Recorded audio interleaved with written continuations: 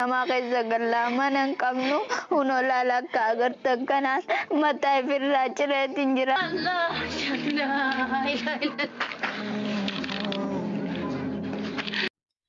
Haadha teenya tarakkattee ilmaa isii wajjin ilmaa isii mana namaa dalagdee uffata miiccitee guddifachaa turte. Amma immoo fayyaa dhabdee isin keessa galtu mana kiraa ilmoon isii quraana dhabdee wallaahi waan baay'ee nama gaddisiisu. Jiini kun dhufee jira jaraa mataati akkuma viidiyoo isii argitan sanitti jechuudha.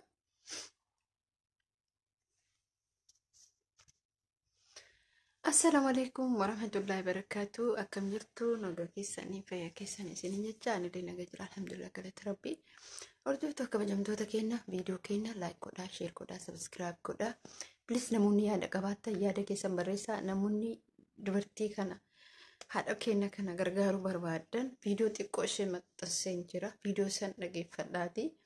Haadha keenya kana gargaaraa. Jiini jaraa mataati. Wallahi baay'ee garaana nyaatte. Dhugaa rabbii dubbachuuf baay'ee garaana nyaatte jechuudha. Kanaaf mee like godhaati viidiyoo kana yoo share gootanii nama biraan geettan namni takka lama yookiin namni 10 arguu danda'u kan achi keessa tokko akka hiriitu isii qunnamuu danda'a.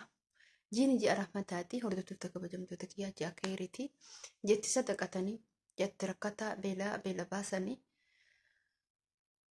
asin jechuu barbaade obboleeyyan kiyyaa akkuma argitan kanatti haati keenya kun rakkattee beeloftee dheebottee duraan jechuudha mana namaa dalagdeetiniin uffata miiccitee ijoollee isii guddisaa jirti jechuudha.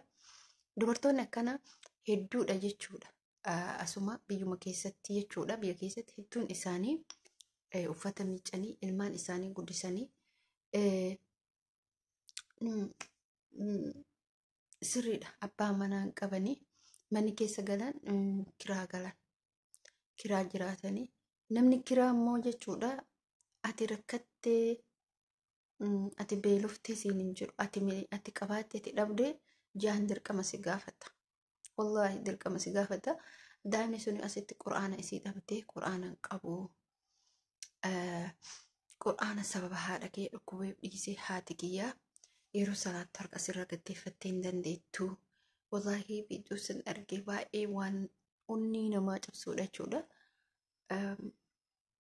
Waan dhugumatti onnee namaa cabsu isin hime. Kanaaf hordoftoota kabajamtoota kiyyaa namoonni gargaaruu barbaadan haadha keenya kana gargaara. Maaliif nuti biyya ambaa kana keessa jirra. Biyya ambaa kana keessa yeroo jiru kanatti wallahi namni rakkataa qabne abadan lafa kanarra hin jiru. Fira isaas ta'uu baadhu namni rakkataa dhabne hin jiru. Walla baay'ee namatti dhagama. Yeroo ammaa kanatti ji'a kana keessa maal nyaattee maal dhuydee ilmaan isii kun daa'imni kun sun maal jetti isinitti fakkaatan rifeensi kee wanni haadhadhee fi waan dhiqadhu hin qabu waan dibadhu hin qabu sababa kanaan rifeensi kee ofirraa haadha jetti. Wallaahi dhuguma nuti amma rifeensa keenya dhiqatinii hangam isin nyaata rifeensa dhiisii harkuma guyyaa ittiin dalagaa oole kuni saamunaan meeshaa ittiin dhiidhuu fi ittiin hojjetaa ooluyyuu yoo deebitee galgala qaama kee dhiqattee waan dibatini harka kee kun muka si harkuma kee kanatu jechuudha. Harkuma amma akkatti argite kun yeroo akkatti dalagaa oolte fakkeenyaaf yoo kan ta'ettuun ta'e harki keessi nyaata. Maaliif ree wantoota garaagaraa dalagaa oolte qurbuuris qabaa deebi'ee muutu saamunaan qaama fi wanta waan garaagara ta'eef dhiqattee qaama kee yoon jedhin jismiin kee ofii isaatis nyaata jechuudha. Maaliif hara daa'imni tuni waan dibattuu waan dhiqattuu hin qabdu waan ta'eef rifeensa kee ofirraa haada jetti. Daa'imni tuni jechuudha isiin daa'ima waa sirra laalamu rifeensi isii utu quraana qaraatti rifeensi isii ofirraa fuute. Maaliif rakkoo isii keessa jiru utoo isii ta'e kana bantee agarsiifti. Utoo isii ta'e jechuun waan keessa isii jiru.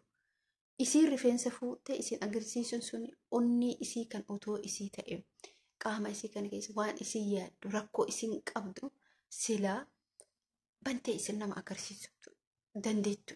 Yaani jechuun akka isitti isin as bantee agarsiisuun as bantee agarsiisudha jechuudha. Isin tuni maaliif naa birmadhaa na gargaara haadha tiyya tanallee naa qaqqaba nutillee nu qaqqaba nu barsiifadha diinii rabbeeti irratti kan jettutu wanni sun keessa isii dhagame rifeensa isii sanirra fudhattee isinitti agarsiifte hamma as banuu dadhabde hamma onni isii kana bantee isin agarsiisuu dadhabde hamma kee waan keessa isii kana jiru isin agarsiisuu dadhabde hadhamu waan kana isin agarsiifte.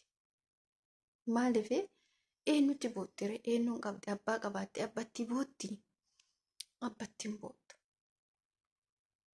isinitti bootti nutti bootti nu malee maal qabdi isin malee maal qabdi warra miidiyaa kanaa jechuudha. Ji'aa ji'aaraa mataati ji'a keeriiti isin malee waan qabu ka jettutu hadha san isii goosise jechuudha. Wallaahi baay'ee namatti dhagama.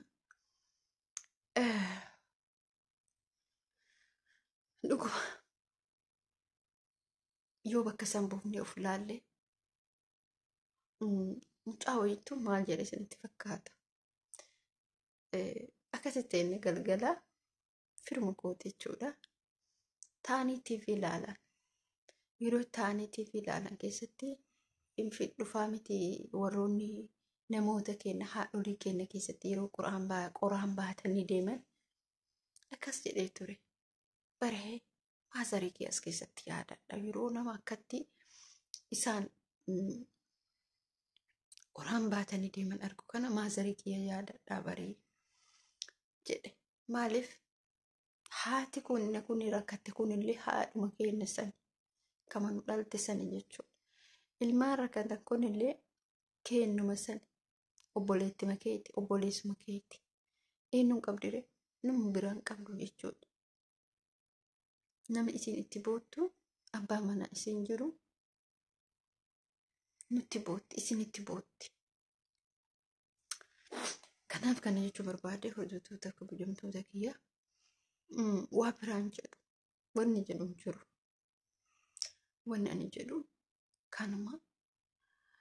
Wallaahi mee namoonni dandeettanii haadha keenya kana gargaaruu barbaaddan mee viidiyoo kana share godhaa bakka hundattuu wal haa jabeessinu wal haa gargaarru aadaa qabna aadaa kana haa godhannu isin jechuu barbaade.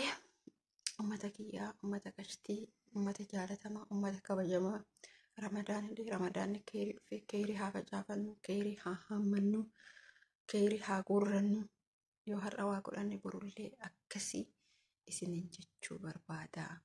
Yaa ummata kiyyaa yaa ummata jaalatamaa yaa ummata kabajamaa isin jechuu barbaada. Namoonni natti qirqir jetta yoo jiraate ani gama kiyyaan hanga gaafa guyyaa ramadaana seenutti afuunan illaa isinin jedha oofii rabbii garuu nama wal dhabeen beeku ani wal dhabeen illee jiraate takkitti jedhe takkitti sanillee dhabee jira ani dhiisee fi jira isin na dhibte kaan hin beeku ani garuu dhiisee fi jira isinin jedhee jira.